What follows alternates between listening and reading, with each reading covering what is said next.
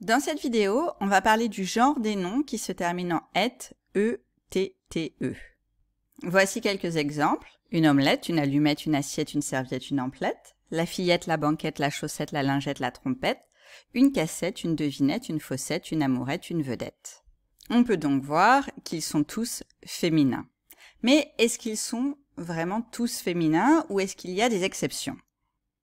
Alors je dirais qu'il y a une exception très utile à connaître, un squelette, et tous les dérivés de squelette comme un exosquelette par exemple, et tous ces mots un peu scientifiques que je connais pas vraiment. Mais voilà, un squelette, c'est un mot qu'on est susceptible d'utiliser, peut-être pas au quotidien, mais voilà, c'est un mot qui compte, c'est un mot qu'on peut entendre assez régulièrement et qu'on peut vouloir utiliser. Donc on retient cette exception.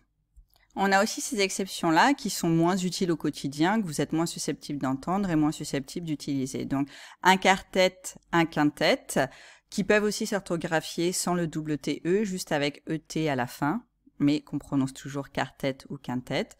Un gambette, c'est un oiseau avec des longues pattes, un échassier. Et en fait, une gambette, ça existe, c'est un mot familier pour dire une jambe.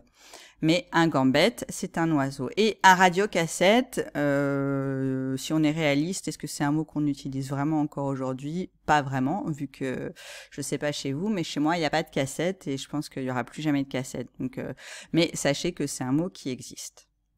Et les exceptions un petit peu plus intéressantes qu'on peut trouver avec les noms en -ette, ce sont des noms composés, parfois composés d'un verbe et d'un nom en -ette ou d'un autre nom et d'un nom en -ette.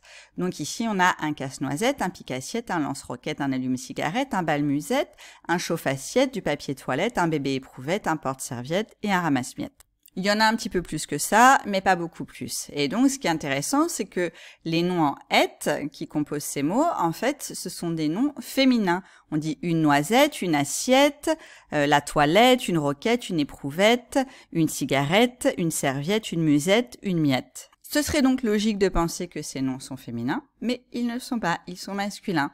Donc, vous pouvez retenir ceux qui vous semblent utiles, hein, ils ont pas tous la même fréquence d'utilisation. Peut-être que papier toilette, c'est utile à connaître, hein, on dit du papier toilette, le papier toilette.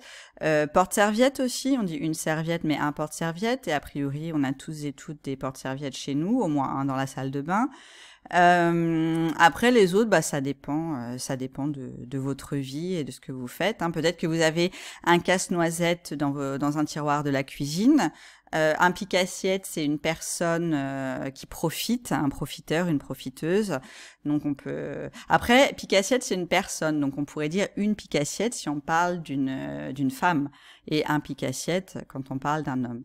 Un lance-roquette, bon, bah peut-être que si vous travaillez pour la NASA, c'est utile. Moi, c'est pas un mot que je dis tous les jours. Allume-cigarette, je sais même pas s'il y en a encore dans les voitures de nos jours, en fait, mais c'est un allume-cigarette. En général, ça se trouve dans les voitures. C'est le petit truc, je sais même pas comment l'expliquer. C'est on pousse et après on peut allumer sa cigarette avec. Un bal-musette. Alors bon, si vous vivez en France, dans les petits villages, parfois il y a des bal-musettes, c'est des bals populaires.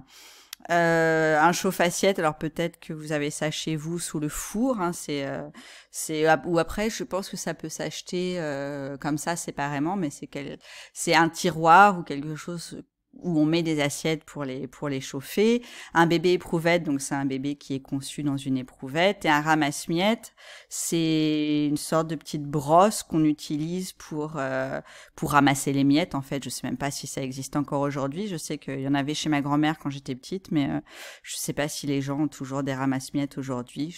Je ne sais pas. Mais donc voilà, à vous de voir l'utilité de retenir ces noms-là. Mais sachez que voilà, les noms composés, parfois, en fait, même si le nom en -ette est féminin, et ben le nom composé, il est masculin.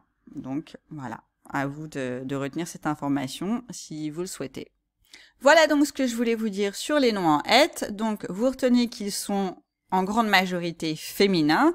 Donc si vous avez un doute, vous pouvez supposer que c'est un nom féminin. Parce que le seul nom vraiment utile, je mets ça entre guillemets, parce que l'utilité des mots, ça va dépendre de chacun et de chacune. Mais voilà, squelette, on retient que c'est masculin, mais sinon on peut supposer que tous les autres noms en -ette, ils sont féminins.